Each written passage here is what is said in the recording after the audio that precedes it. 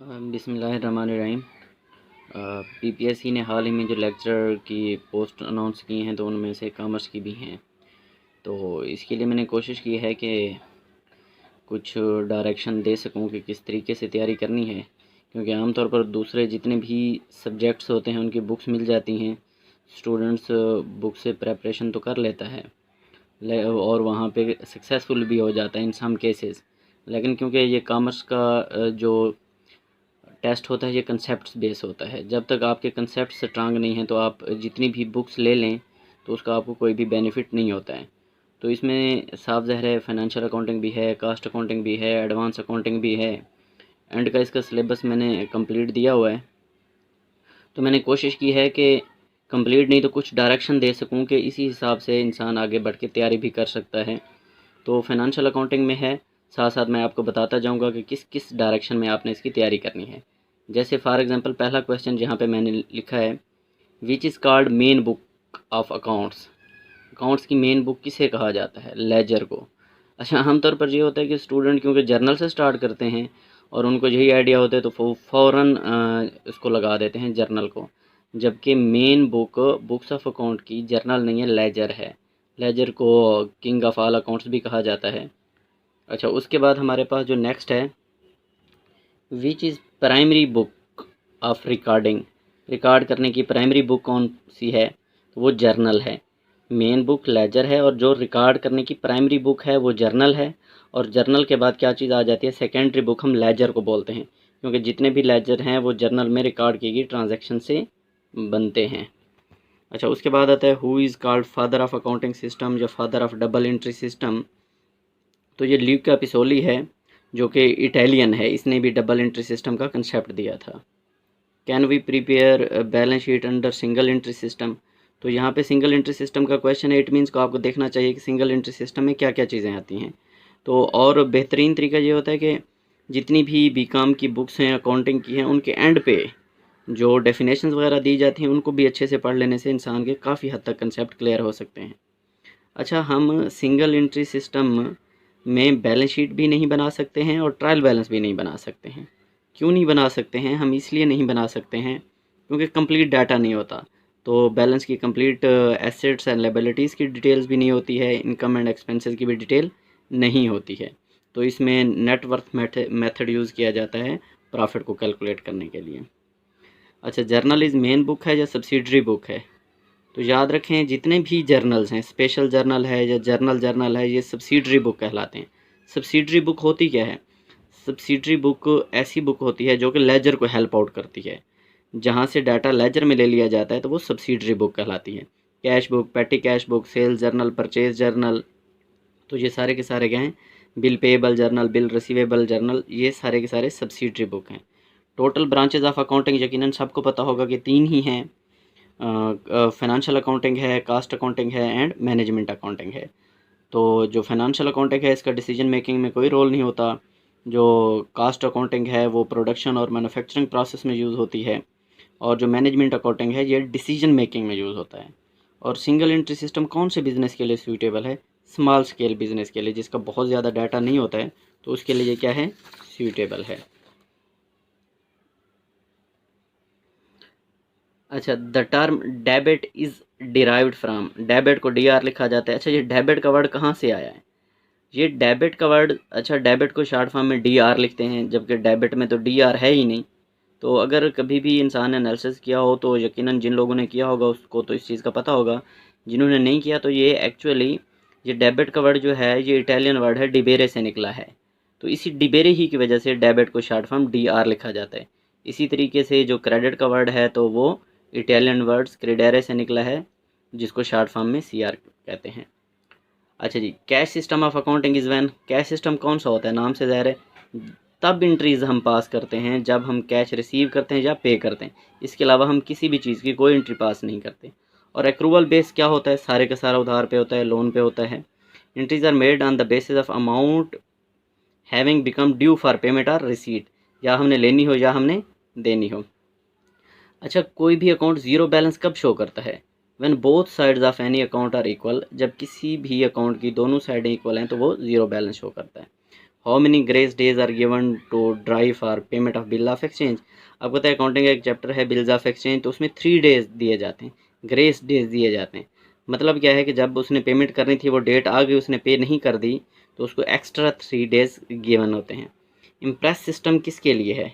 Impress system of accounting जो पेटी expenses के लिए, जो पेटी कैश बुक बनाते हैं। इसमें ये होता है कि कैशियर को एक अमाउंट दे दी जाती है कि जितने भी बिजनेस के एक्सपेंसेस हैं छोटे मोटे जो प्रॉपर अकाउंट्स में नहीं आते वो उनको पे करता रहता है। तो ये इम्प्रेस सिस्टम है। मार्शलिंग क्या होता है हमारे पास? Arrangement of assets and liabilities in balance sheet. Balance sheet में एसेट्स एंड लायबिलिटीज़ की जो अरेंजमेंट होती है वो हमारे पास क्या कहलाती है? मार्शलिंग कहलाती है। The loss which is not recorded in books of accounts. ऐसा लॉस जो बुक्स ऑफ अकाउंट में रिकॉर्ड नहीं किया जाता तो वो नॉर्मल लॉस है, और ये नॉर्मल काजेज़ की वजह से आता है, लीकेज की वजह से या इस तरीके से आ जाता है। तो अल्टीमेटली अगर नॉर्मल लॉस है तो आपने अब नॉर्मल लॉस को भी देखना पड़ेगा। वर्कशीट क्या होती है, उसमें कितने कॉलम्स होते हैं? कॉलम्स तो 10 होते हैं जी, आपने देखने के वर्कशीट होती क्या है। इसी तरीके से आपको वर्कशीट के बारे में भी सारा डाटा पता होना चाहिए। Statement of affairs is prepaid. Statement of affair एक तरह की बैलेंस शीट होती है जिसमें एक साइड पे एसेट दूसरी साइड पे लायबिलिटीज़ होती हैं, और ये सिंगल एंट्री सिस्टम के तहत ही बनाई जाती है। Excess of income over expenditure in non trading concern का जो अकाउंट बनाते हैं, इनकम एंड एक्सपेंडिचर अकाउंट, अगर हमारी इनकम शायद ज़्यादा हो जाए तो वो सरप्लस होता है, और एक्सपेंडिचर अकाउंट ज़्यादा हो जाए तो वो डेफिसिट होता है। तो इसमें आपने लिगेसी, सब्सक्रिप्शन और ये डोनेशन वगैरह सबको देख लेना है।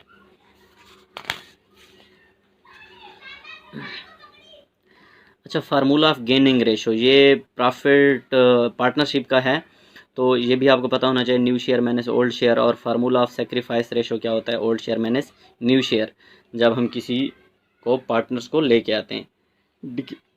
Decrease in the value of intangible asset, कोई भी इंटेंजिबल एसेट होता है उसकी वैल्यू में जो डिक्रीज़ होता है तो उसको अमार्टाइजेशन बोलते हैं। इंटेंजिबल एसेट जैसे पेटेंट हो गया, कॉपी राइट हो गया, गुडविल हो गया। उसके बाद होता है ग्लोबल मेथड ऑफ डेप्रिसिएशन। क्या होता है? तो आपने डेप्रिसिएशन के सारे मेथड देख लेने हैं। तो an assets are added together, सारे एसेट को हम इकट्ठे करके फिर उनके ऊपर एक एवरेज रेट को चार्ज करते हैं। ये ग्लोबल मेथड ऑफ डेप्रिसिएशन कहलाता है, और ये इतना ज़्यादा यूज़ भी नहीं होता है। इस तरीके से ग्लोबल मेथड ऑफ डेप्रिसिएशन है। तो एन्युटी मेथड भी है, सिंकिंग फंड मेथड भी है, स्ट्रेट लाइन मेथड भी है, डायमेंशनिंग बैलेंस मेथड भी है। तो आपने सबको देखना है। सीक्रेट रिजर्व क्या होता है? नाम से ज़ाहिर है which is not disclose in books of account. तो ऐसा रिजर्व जिसको बुक्स ऑफ अकाउंट में डिस्क्लोज नहीं किया जाता उसे सीक्रेट रिजर्व कहते हैं। अच्छा, ये एन्युटी मेथड क्या है डेप्रिसिएशन का और किसके लिए सूटेबल है? हुज कास्ट इज़ हैवी, ऐसे एसेट जिनकी कास्ट भी हैवी होती है, लाइफ भी ज़्यादा होती है, तो वहाँ पे हम एन्युटी मेथड यूज़ करते हैं। जैसे लीज होल्ड प्रॉपर्टी हो गया, लैंड हो गया, बिल्डिंग हो गया। अच्छा, depreciation on wasting assets, wasting assets जैसे माइंस हो गया है, फॉरेस्ट्स हो गए हैं, या इनको वेस्टिंग एसेट भी बोलते हैं, नेचुरल एसेट्स भी बोलते हैं। उनके ऊपर जो डेप्रिसिएशन हम कैलकुलेट करते हैं तो वो डेप्लीशन कहलाती है। Installation of an assets is an example of, तो ये कैपिटलाइज्ड एक्सपेंडिचर होते हैं। इस तरह कुछ कैपिटल एक्सपेंडिचर होते हैं जो कि एसेट्स पे आते हैं, एसेट के एक्विजिशन पे आते हैं, और कुछ रेवेन्यू एक्सपेंडिचर होते हैं जो कि हमारे रूटीन एक्सपेंसेस होते हैं, जैसे बिजली का बिल वगैरह, ये चीज़ें हो गई। इसके अलावा हमारे पास कैपिटल प्रॉफिट भी होता है, कैपिटल लॉस भी होता है, तो कैपिटल रिसीट भी होती है, कैपिटल पेमेंट भी होती है। तो ये सारी चीज़ें आपने इसके साथ देख लेनी है। Special journal are made adequate for which type of business, जो स्पेशल जर्नल होते हैं ये कौन से बिजनेस के लिए सही होते हैं? तो ये बिग बिजनेस के लिए, बड़े बड़े बिजनेस जो होते हैं जहाँ पे एक ही जर्नल में सारी चीज़ों को रिकॉर्ड करना मुमकिन नहीं होता, तो वहाँ पे स्पेशल जर्नल बनाए जाते हैं। और स्पेशल जर्नल का आपको पता होगा, परचेज जर्नल, सेल्स जर्नल, जिसमें क्रेडिट ट्रांजैक्शंस लिखी जाती हैं। Rebate is a concession, rebate एक कंसेशन है गिवन बाय ड्रार, ड्रार की तरफ से दी जाती है। If the amount of bill is paid by dry, अगर ड्राई की तरफ से अमाउंट टाइम से पहले पे की जाए तो amount of bill is paid before due date by drawee, ये देख लेना है। तो क्या होता है बेसिकली, रिबेट अगर ड्राई बिल ऑफ एक्सचेंज की अमाउंट को क्या करता है, टाइम से पहले दे देता है, तो उसे क्या बोलते हैं? रिबेट बोलते हैं। तो मैं कोशिश ये करूँगा कि जितनी भी चीज़ें हैं सब के आपको नोट्स बना सकूँ, प्रोवाइड कर सकूँ।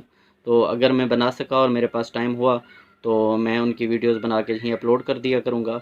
तो अच्छा, एक्सपेंडेड सिलेबस होता है। लेक्चरर कॉमर्स में जाने के लिए आपको ये भी पता होना चाहिए कि it is like a degree, आप दोबारा से काम करने जा रहे हो, तो आपको ये चीज़ें 100% आपने इनको रिवाइज़ करनी है सारी। फाइनेंशियल अकाउंटिंग है, कास्ट अकाउंटिंग है, एडवांस अकाउंटिंग है। अच्छा, अब आप ये कहेंगे कि इनका तो इतना ज़्यादा सिलेबस है, कैसे रिवाइज़ किया जाए? एंड पे जितनी भी शार्ट डेफिनेशंस हैं, शार्ट शार्ट चीज़ें हैं जो भी दी हुई हैं, और बुक जब चैप्टर स्टार्ट होता है तो उसकी 2 और 3 पेज पे थ्योरी होती है जो बताती है चैप्टर के बारे में, वो थ्योरी आपने ज़रूर कर लेनी है। फाइनेंशियल अकाउंटिंग की, कास्ट की, एडवांस की, फिर मनी बैंकिंग एंड फाइनेंस है, ये आपने ज़रूर करना है। प्रिंसिपल्स ऑफ मार्केटिंग पहले 2 या 3 चैप्टर कर लें, काफ़ी है, बेसिक कंसेप्ट आ जाएँ। इस तरह प्रिंसिपल्स ऑफ मैनेजमेंट में भी पहले 3 या 4 चैप्टर कर लें। इस तरह फाइनेंशियल मैनेजमेंट है, इसमें आपने क्या करना है कि टाइम वैल्यू ऑफ मनी कर लेना है, वैक कर लेना है, weighted average cost of capital कर लेना है। उसके साथ आपने वो क्या बोलते हैं, कैपिटल बजटिंग टेक्निक्स कर लेनी है, ये चीज़ें कर लेनी है, ठीक है। और उसके बाद हमारे पास क्या होता है, इंट्रोडक्शन टू बिज़नेस।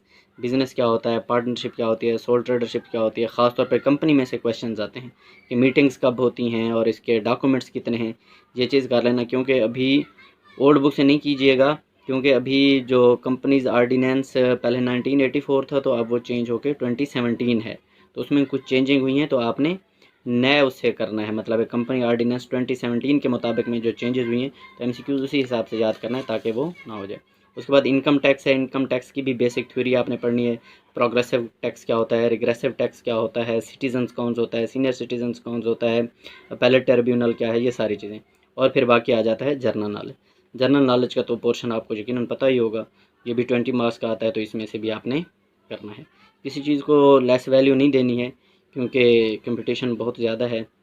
और अगर आपकी किसी भी तरह की, किसी भी सब्जेक्ट के हवाले से कोई क्यूरी हो, तो आप कमेंट कर सकते हैं, आप पूछ भी सकते हैं, और I will try my best to guide you. कोशिश करूँगा कि आपकी जितनी भी हेल्प आउट कर सकूँ मैं करूँगा इंशाल्लाह। Thank you so much. अल्लाह हाफिज़।